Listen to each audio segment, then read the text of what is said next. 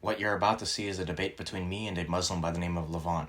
For context, I sent an argument about the Islamic dilemma to someone in a group chat on Instagram for them to review it, but then roughly 10 to 20 minutes later, I saw that someone had challenged me to a debate on it. And I accepted it, but I told them that they should get on a call in Discord because we were streaming with Apollos. And I wasn't going to just leave the stream and the call just to go debate someone on an Instagram group chat. I even offered to let them do a 3 versus 1 against me live on stream on whether or not the Trinity was polytheism, which is another topic they wanted to debate me on. They refused to join the Discord call and said they could not download the app. They also challenged someone else in the group chat to a debate.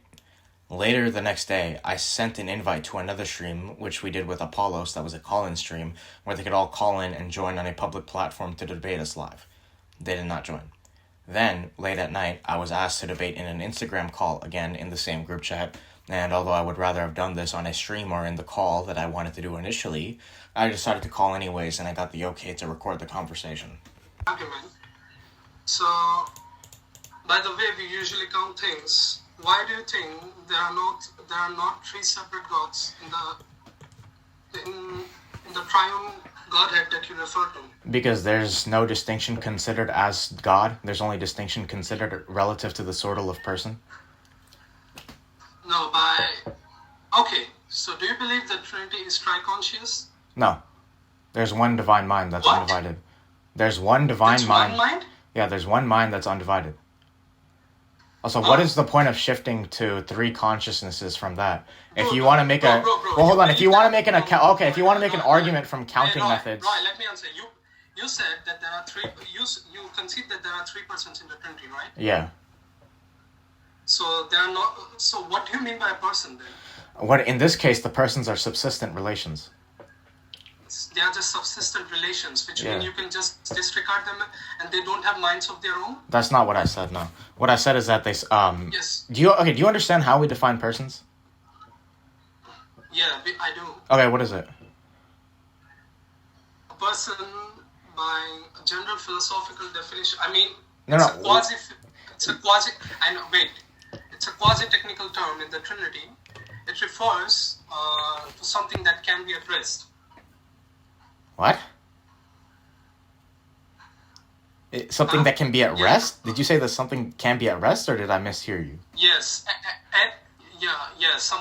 someone who could be addressed, not something.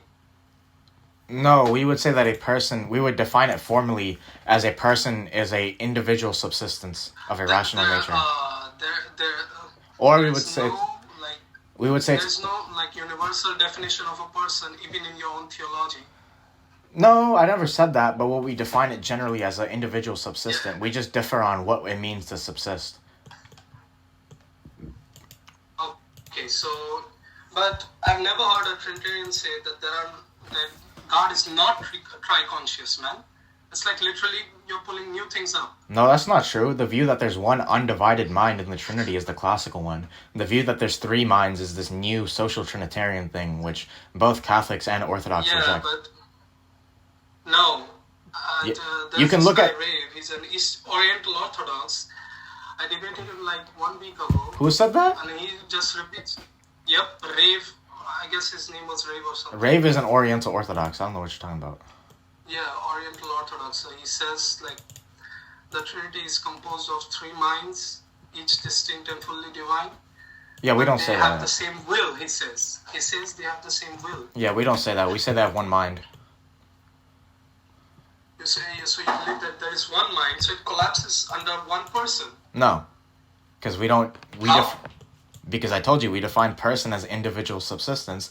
There's going to be 3 subsistences there, so therefore there's 3 persons. So it's an individual subsistent which has a mind of their own? What do you mean by mind of their own? We say they're identified with a mind. It's just that the 3 persons are identified with the same mind. With a mind. But they do have distinct acts, right? No. The Father, the economic Trinity, the Father can send the Son. We would say that they're united in their actions ad extra. Also, you believe that they have distinct acts, and you still... No, I said they're united in their actions ad extra. Oh gosh. Man, these are all philosophically motivated arguments. Like, then how do you really distinguish between two different beings in your theology? Well, we don't say that they're two different beings. Now, I'm asking you, how do you differentiate between two distinct beings in your theology? Well, I mean, there's many ways you could distinguish them. One way would be by relation. So if one being... by relation? You can distinguish things via relation, yeah.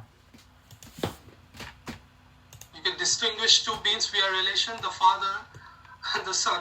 Aren't they relational? That's not... I didn't say that all things that are... relational Okay, subsistence? I think you're straw-manning me here, because what I said is that... No, what I said is that you can distinguish two things by relations. I never said that everything that is distinguished by relations are two beings. There's a key difference. You can distinguish two things, but there is special pleading for... That's not what I said either. I did not say there's special pleading either. Yes, that is, man, because in your How so? simulation... Okay, what's the special by pleading the there? usual way we count things, you would count three gods. Okay, but what's in the usual case way we of- count things? We usually count things by identity. Yeah, can you prove that? Yeah, because how many... do you believe you and I share the same essence? Depends on what you mean by that. If you mean by individual nature or essence, then no, we would have a different composite of body and soul. I mean a universal. I mean a universal. No, yeah, we essence. share the same universal, yeah. Essence. So how many persons are we? 2. So and by the same method you counted 2 persons. How many count in the Trinity? Yeah, we would count 1 because we count by relative identity usually, not by identity. So because the 2 persons are the same under the sort of... Hold on, relax. What I was saying is that we count by relative identity. So because me and you... Yourself, man. No, what I said... Okay, look, we're different relative to the sortal person, so we're counted as 2 persons. The 3 persons are the same relative to the sortal God, therefore they do not count as 3 gods. I'm sorry, Roy, I didn't hear you. Can you repeat? Yeah, so what I said is that we count 2 persons here because they're distinct between the they're distinct considered as person, or in other words, they're distinct relative to the sortal person. But the 3 persons of the Trinity are the same relative to the sortal God. Therefore, they cannot be counted as 3 gods. How are they relative to the sort of God, man? I said they're the same relative to the sortal God. So basically saying they are not different instantiations, right? No, what I said is that they're not different relative to... Do you know how relative identity works? Explain me. Yeah, so when you have 2, let's say, variables, x and y, you can make identity statements, but you can also make relative identity statements. So you can say that x is the same f as y, but not the same g as y. So whenever we count things, let's say you have a predicate, f, and you want to enumerate that predicate. The way you would enumerate it is you would see which things are distinct relative to the sortal that you're enumerating. So there's 2 f's, if and only if. X is f, y is f, and they're distinct relative to the sortal f. Now, because the persons of the Trinity are not distinct relative to the sortal God, they cannot be counted as multiple gods. Yeah, but when I say the usual method of counting things, does that include in the relativity? Yeah, I'd say we count usually by relative identity.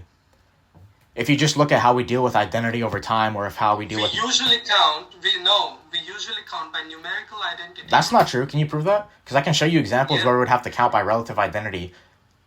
No, I just proved you like How? a while ago. I said, yeah. No, when you said that we persons. when you count 2 persons, I explained to you how that's better. I explained to you how that's explained by relative identity just as well as any by other relative explanation. identity, we fall into 1 person, I guess. No, because by relative identity, we're still distinct relative to the sortal person, so we're still 2 persons.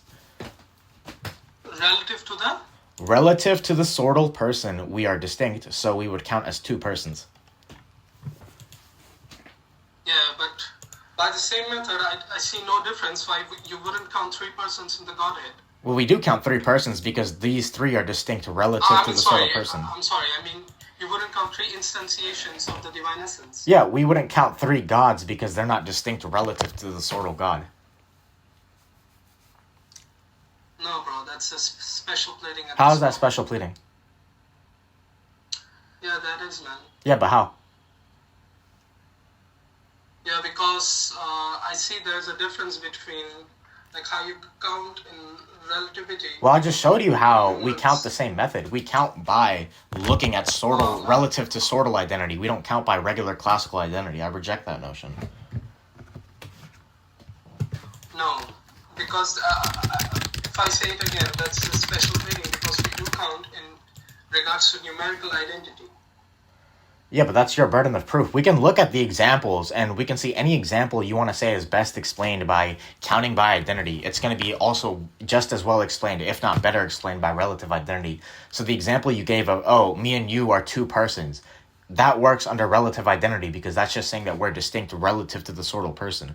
But relative identity works even better than counting by identity because it explains identity over time. So for example, if you have a person at time 1 and a person at time 2, you can say that these two persons are the same relative to the sortal person, but they may not be the same relative to things like age. So you can see that relative identity provides a better explanation than counting by identity, or even with like numerical sameness without identity. Do you know what that is? Can you repeat the last sentence? Yeah, do you know what numerical sameness without identity is? No, you could explain it for me. Yeah, do you know what a hylomorphic compound is? No. Yeah, so like, let's say you have a rubber ball, right? That rubber ball is going to be composed of both matter and form. So we're going to say that that ball is a hylomorphic compound of both matter and form. So what we're saying, therefore, is that in this hylomorphic compound, you're only going to, let's say you want to enumerate the amount of red things there are, right? The way you count how many... basically, no. Well, hold on. You basically count the material would be by vision, right? No, you would count by relative identity because the rubber ball and you would count... so when you say... so if you see the Godhead of the three persons, are you counting by vision? By vision? Yep. What do you mean? Do you mean counting by division or do you mean counting by vision? I mean vision. Because it's only by vision that we count things as they are. I mean, numerical identity subsists from vision, right? It subsists from vision. I'm sorry, what are you trying to say with that? So, it's basically vision which helps you counting things. So, you count things by keeping your eye closed. No, we wouldn't count things by vision, and that's not the point of my analogy. It was to show you an example of counting by relative identity. So how do you... so if you, let's say, if you look at the Godhead, so how many individuals would you count? If by that you mean individual subsistences, as in persons, we would count 3 persons. Yeah, that's where the special pleading comes in. No, because they're distinct. Well, hold on. I already explained this. It's because they're distinct relative to the sortal person. That's what we say. They are 3 distinct divine beings. They're not, because they're not distinct relative to the sortal being. Oh man, that's what I'm saying, man. Like, you're just saying it's special pleading. Identity and vision. You're just saying it's special pleading, but you can't justify it. It's only found in Christian stipulation, man. Counting by relative identity? It's only found in Christians. No, I mean counting like, let's say what? I forgot that term, man. Yeah, counting by identity. Is that what you're talking about? Or count relative identity? Yeah, we count by relative identity in everyday life when we speak about identity over time, or when we speak about numerical sameness without identity. No, even Aristotle. Special pleading is okay. If you look at the Godhead, if it's special pleading and it's only a Roy, do you concede? If you look at the Godhead, ignoring the philosophical rumble jumble, if you look at the Godhead, like how many individuals would you count? I told you, if you mean by that 3 persons. If you mean by person, then you have 3 persons. No, if you mean by vision, how many individuals do you see? Okay, well, you don't see the 3 persons. What? You don't see the 3 persons literally. You can only interact with them through created things. You don't. This is why I don't understand. What like? Okay, do you hold on? So wait. Either way, though, what do you counting by vision doesn't even make sense. Do you? When we speak about counting methods, we're talking about a relation. Numerical identity, right? Okay, yeah, counting by things by vision. Because all this philosophically when you say counting by vision, can you formalize that at all or no? It grants you special pleading. No, it doesn't. Okay, understanding philosophy isn't special pleading. If you don't understand it, that's fine. That's your problem. But me understanding how Aristotle works or how Thomism works isn't my problem. You're just saying it's special pleading without elaborating on why. You would count. No, fam, you did concede. You would count 3 individuals. I said 3 then persons. After a while, you said you wouldn't count them by vision. I said if you were asking, do you count 3 individuals? If you mean by that 3 persons, then yes, we would count 3 persons. No, 3 individuals. What I mean is 3 different instantiations in space. That's what I mean. No, we don't say they're instantiated in space like different universes like human nature is. So there is no truly distinctness between them. No, there's a relational distinction. I told you, they're distinct via relations of opposition. So the Father begets, the Son is begotten, and the Holy Spirit proceeds from the Father and the Son. There's so I'll repeat it again, man.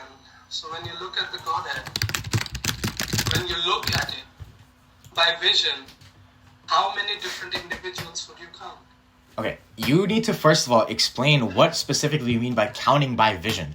Because whenever you speak about counting by and then you put something like identity or relative identity, that's a relation. You would see with your eyes. You cannot see relations with your eyes, man. You said you would count 3 individuals, which means by I said that if you're asking how many individuals do you count, if you mean by person. Okay, look, I'm saying that if you mean by individual, if by individual you mean person, then we count 3 persons. Roy, you're lying at this point, Roy. You said, no, fam, you're lying. What do you mean I'm lying? Hold on, you haven't even explained what counting by vision means specifically. I don't think you understand what terms like counting by identity mean. You just look at things and but there's instantiations in space and you count them. That already assumes a counting method. This is why I'm saying you don't understand when we speak about counting methods. When you say counting by vision, is vision a relation that holds between 2 variables? Look, is vision a relation that holds between 2 variables in first order terms? Answer the question. When you speak about... No, don't come here saying philosophical mumbo-jumbo just because you don't understand it. Don't say philosophical mumbo-jumbo just because you don't understand it. Yeah, that's philosophical mumbo-jumbo, man. If you don't understand it, that's not my fault. That's on you. Okay, listen to me. Yeah. Right. Let's say I have 2 identical scissors in my hand. They share the same essence, right? If you have 2 so what? Are you counting by vision? But there is no such thing as counting by vision as what you've explained, because you have yet to show me any intelligible content to that. There is no such thing as counting by vision. What is counting by vision? Do you know what we mean when we speak about counting methods? Oh, God. What do we mean when we speak of counting methods? Yeah, no. Okay, how about this? Explain what we mean by when we speak about counting methods, because I don't think you understand what we mean by that. Right. When you count things by your vision, you just look at the different instantiations they create in space, right? Okay, I'm asking you a very simple question. Do you understand what we mean when we speak about counting methods? No, right. Could you answer the question, please? I asked you, when you count things by vision, do you count them by like the instantiations they create in space? I have no idea what you mean by counting by vision.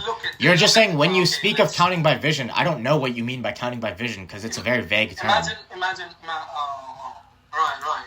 No, it's not vague. Let's say there's a scissor in my hand, okay? Now there's another identical scissor in my other hand. If they're identical, then... How many scissors would you count? Are they the same scissor? Because you said they're identical. Well, hold on. You said there's a scissor in my left hand. They're identical scissors. So how many scissors are there? If they're identical, then when you speak of identity, do you mean they share similar qualities, or do you mean like they're identical? Like what? If you're saying if you're saying that the scissor in your left hand and your right hand are identical, what the hell are you saying then? You're saying that you're holding the same scissor in your left hand and right hand at the same time. That's what identity means. No, I mean identical in properties, man. Brother, that's just the same thing. Do you mean 2 scissors that look the same? No. Do you mean 2 scissors that look the same? Because I don't think you... Okay. That look the same, I mean. Okay, then they're not the same scissors. Scissors would you count? Yeah, 2 as long as they're distinct relative to the sort of scissor. Oh, this is what I'm talking about. This is identity by vision. There is no such thing as counting by vision, buddy. I don't think you understand how counting methods work. Because when we count something, right?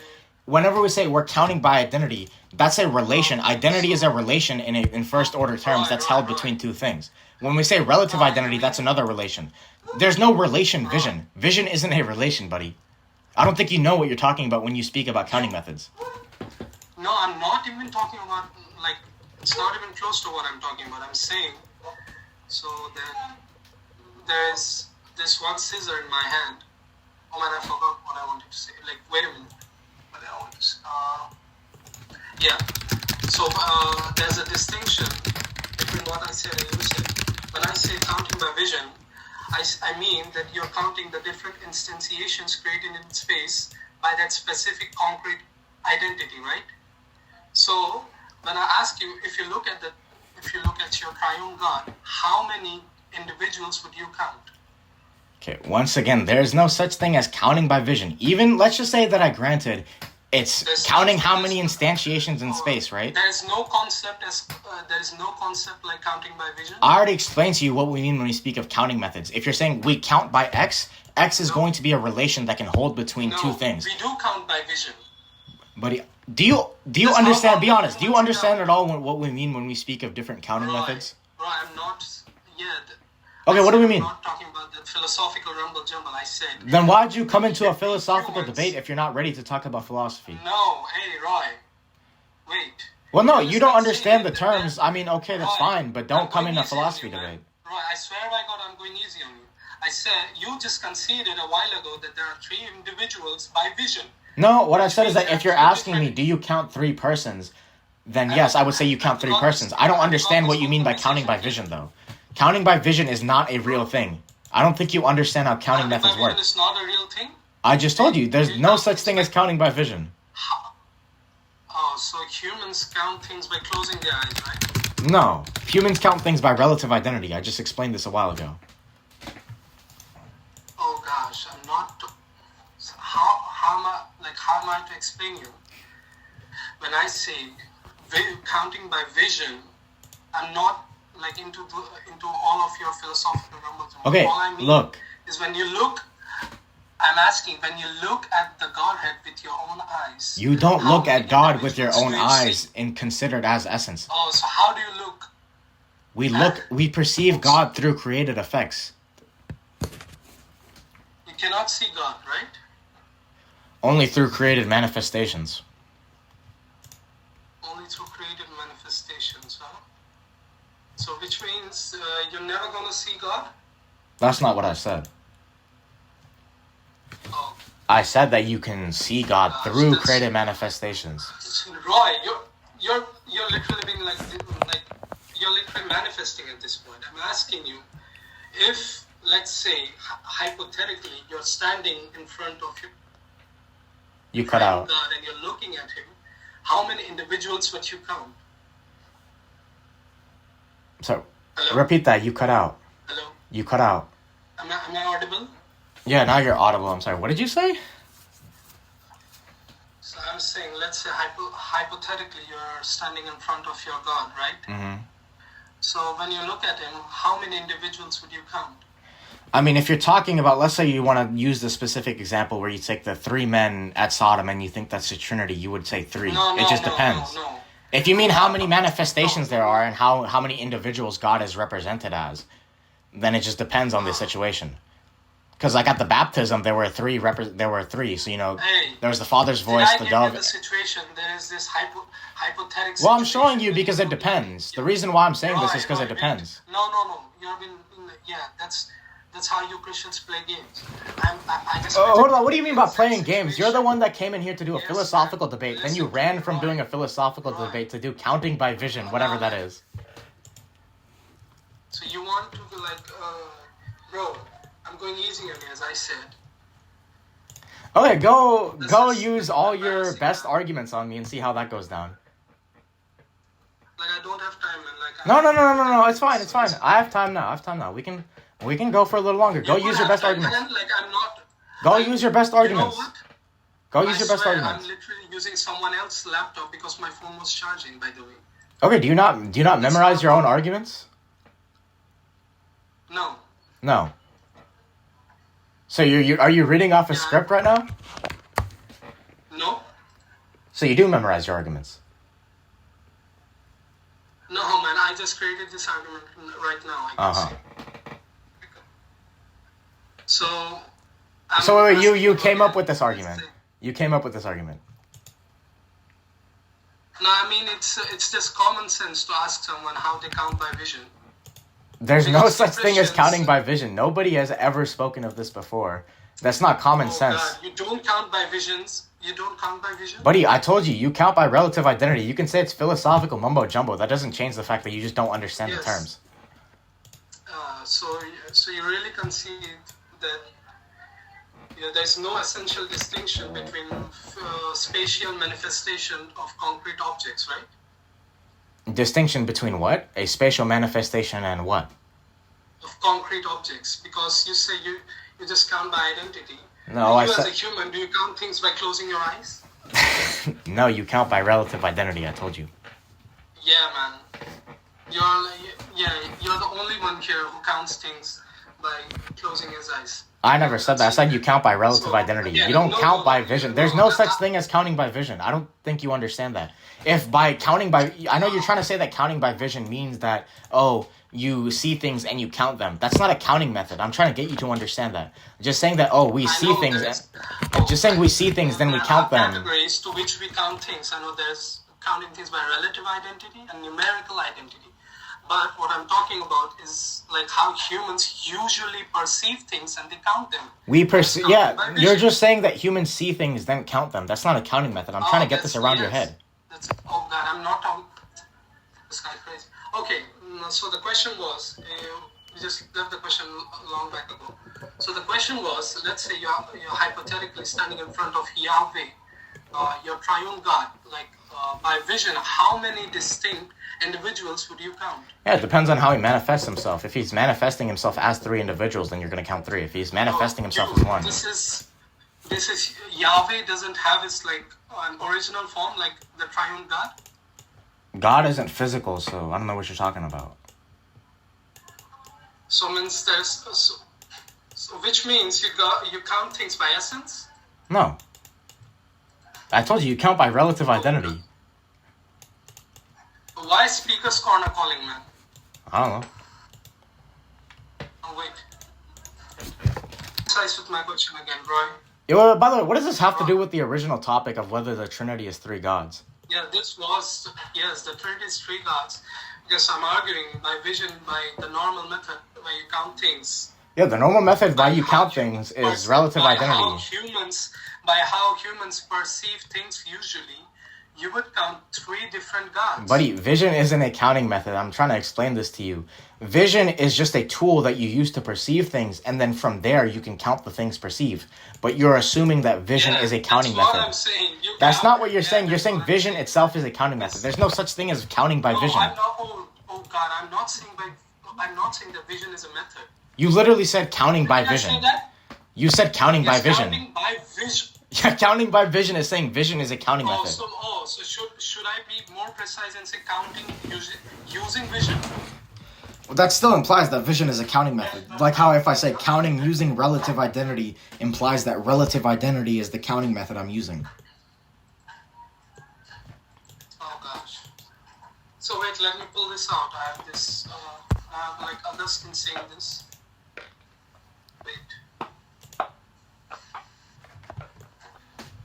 Yeah, what are you pulling up? I guess. Yes. Do you accept Saint Gregory of Nyssa? Tentatively, yes. I don't think you understand how Protestants would view him, though, because you do I it. mean, he does say like using the ordinary human categories of counting. That's not what he says. I know what you're gonna cite. You're gonna cite not 3 gods. If you actually look into what he says, he gives. That's what I mean. Yeah, so that's not what he says because he counts God not by identity, but instead he thinks God is a agent noun, and that you count agent nouns based off of how many energy tokens there are. So, how many energy tokens there are? 1. There's 1 token action done by the Trinity. Yeah. Do you believe in do you hold on to any of these doctrines like Actus Purus or EED? No, I don't hold to essence energy real distinction. So you believe God is identical to his energies? Yeah, there's a virtual distinction, but a real identity. I don't see what that has to do with the topic, though. Same with actus purus. Like, yeah, I affirm actus purus. Unless you think God changes, then you'd probably have to affirm that too. You like hold on to actus purus, like actus purus does have a very specific picking up. Okay. What do you think actus purus means? So if you define actus purus, pure act, this means God is identical to his act and he is fully actualized. He doesn't have the potential to change. Okay, go on. Who's typing, man? I think that might be your friend. I don't know. So you don't believe in EED, right? Not a real distinction, no. There's no real distinction. So you believe God and his energies, and God's essence and his energies are identical to each other? Mm-hmm. Go on. So is the so our three hypostases, the three hypostases are the categories of energies? No, the hypostases aren't energies in the sense that you mean. They're not like... What are they? They are just basically relations. They're not... No, not in the sense that you're... Like, not in the Eastern Orthodox sense of the term energy. If by that you mean are the person's energies, are you saying are they identified with the essence which is identified with God's act? Lutheran, huh? I have to swear, man. I'll be honest, I don't know much of your doctrine. Yeah, sure. So what we would believe, we don't say that the persons are energies in like the EED sense of energy, because that would just make them actions that aren't identified with the essence. What we would say is that the persons are identified with the essence and the energies are only virtually distinct from the essence. There's only virtual distinction. Yeah, there's only virtual distinction between person and essence and energy and essence. That does pick up some kind of like EED. No, this is in line with what, for example, Thomas Aquinas says, and Thomas Aquinas did not hold to EED. Thomas Aquinas posited a virtual distinction between essence and energies. Yep, I know he believes that they are identical, but yeah, he says there's a virtual distinction. In fact, everyone believes in some form of an EED. The question is whether or not it's a real distinction or whether or not it's a virtual or formal distinction. Yeah, that's what I'm saying. You do. Yes, that's what I'm saying. I'm not saying you exactly believe in EED. Well, yeah, but when you say EED, the connotation is that we believe in a real EED, not just a virtual distinction, but a real distinction of some form. That depends how it picks up, because, yeah, EED does have a very specific picking up. Oh God. Yeah, so can you repeat what you're Lutheran, right? Yeah, so we believe that the person, we believe in, we're not exactly this. Lutheran Protestants. Yeah. Yeah. Now, fam, I have to look. Some of them deny that label, but if you want to categorize them that way, I don't think that's going to be that bad.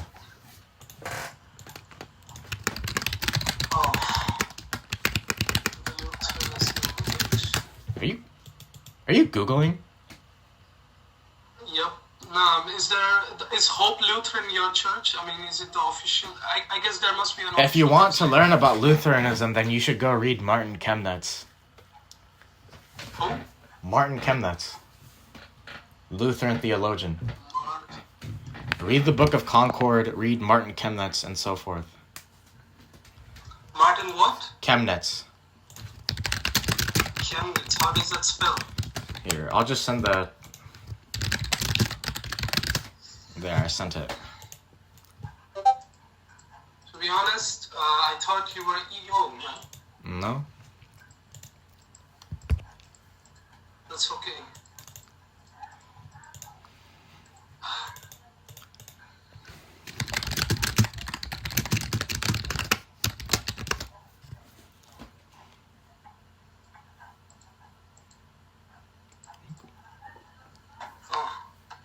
Where?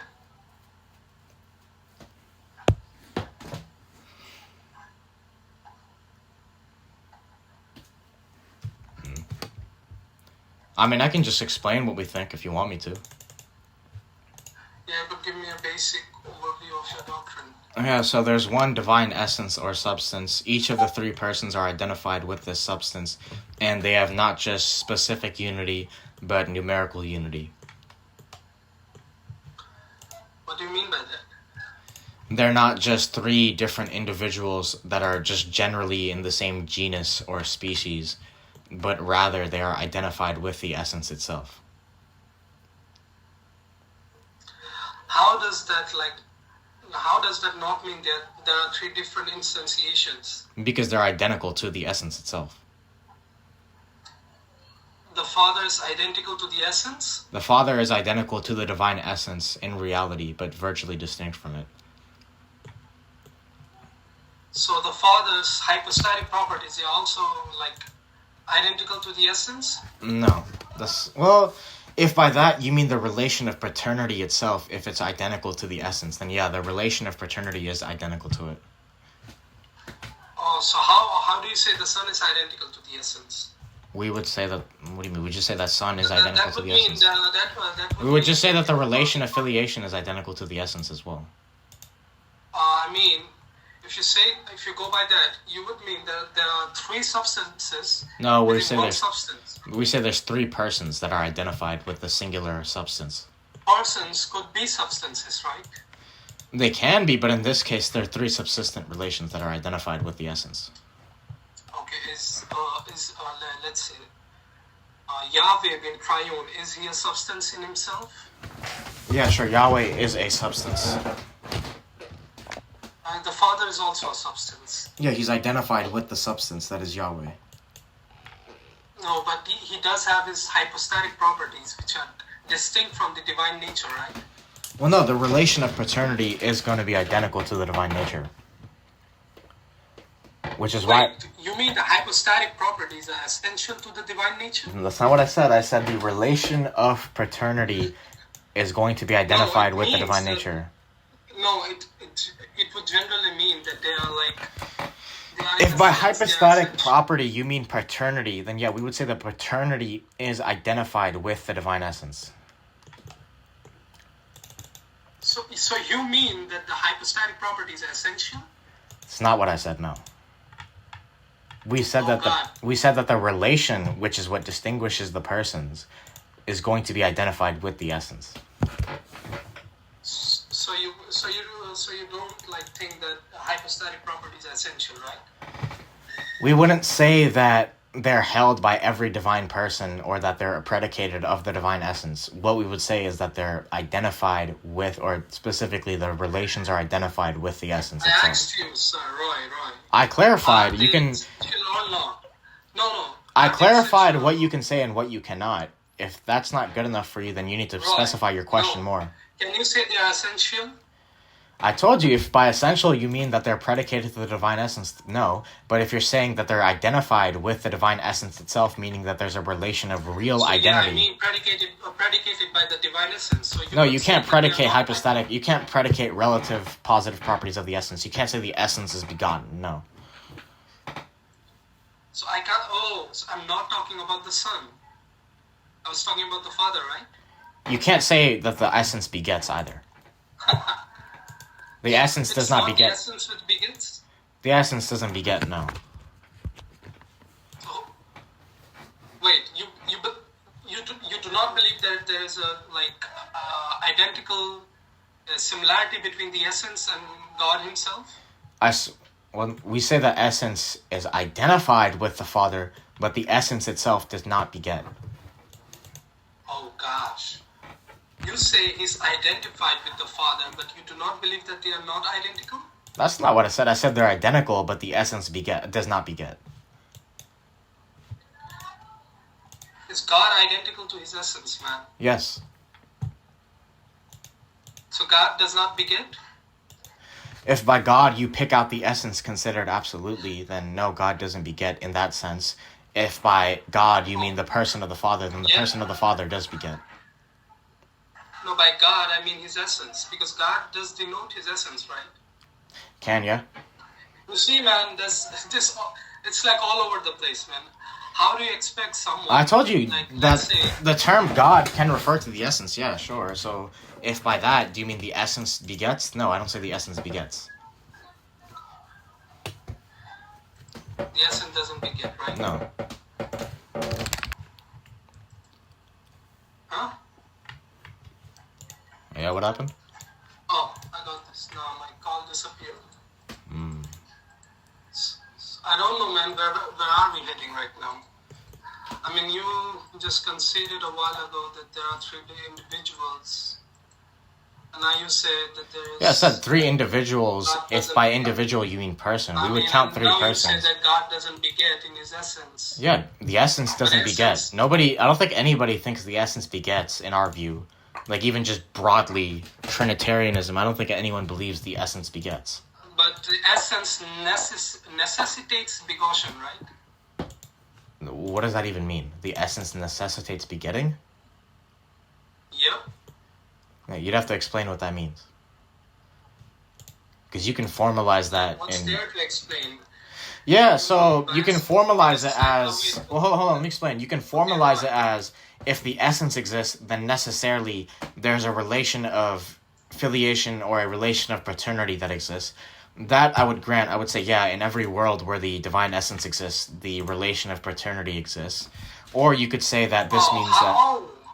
Or you could say that... What grounds do you have for that? For what? What grounds do you have to say that the Father must beget in every possible world? Do you mean epistemically or metaphysically?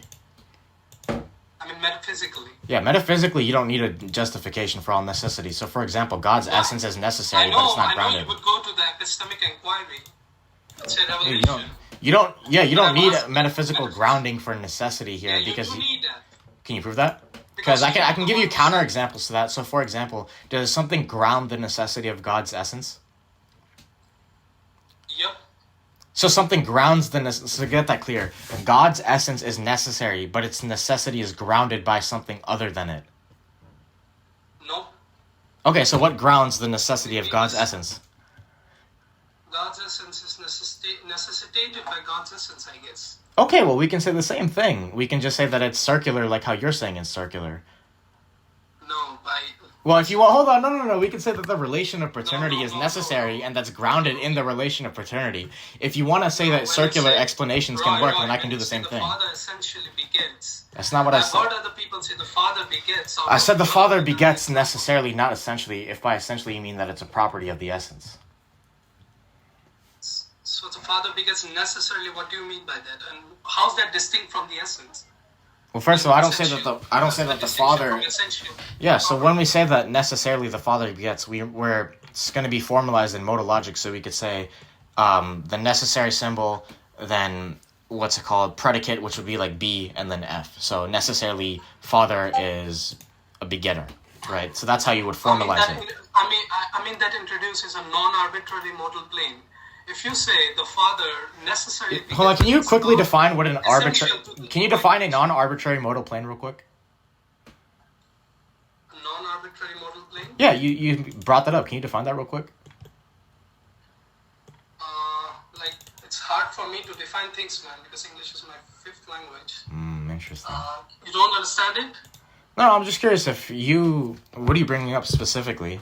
I'm just curious. Arbitrary, non-arbitrary modal plane. It's hard for me to define it. Okay.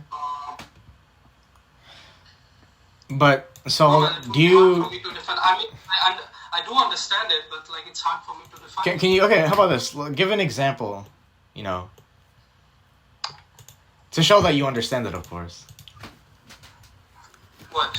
What a non-arbitrary modal claim is. I do understand it, like I said. Yeah, can I have an example? No. No, you don't have an example. Yep. Okay. Interesting. Oh God, we're heading nowhere, I guess.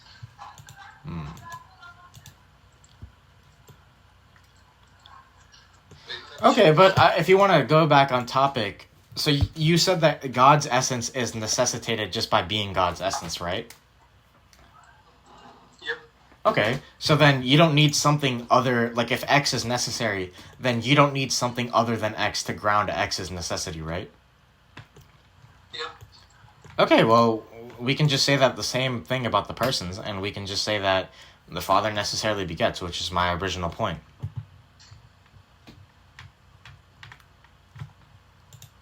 there's no grounding for that, right? It depends on what you mean by that, because we can, once again, if you want to admit that you can have a circular grounding in this context, then I can just say that it's a circular grounding. If you want to say that there's no grounding needed, then I can just say there's no grounding. It just depends on your metaphysics. So you actually believe it's circular grounding? No, I'm just saying that it just depends on what route you take in this case, because if you say that God's essence needs no grounding, which is what I would take, then I would just say, yeah, it doesn't need grounding. If you say that it can be grounded circularly, then once again, that avenue is open to me. It doesn't really matter which one I choose, because both avenues work in my favor. Yeah, it could be, but it it also sounds circular at the end, man. I mean, if you're fine with circularity, then that's just the bullet that you have to bite. So there's not much you can do there. Because if you want to say that God's essence grounds God's essence necessity, then that seems pretty circular to me. But if that's okay, then that seems to mean that there's nothing wrong with the circular explanation here.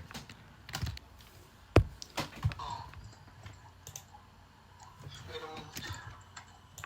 So I guess I'll be going right now. Okay. That was a good chat.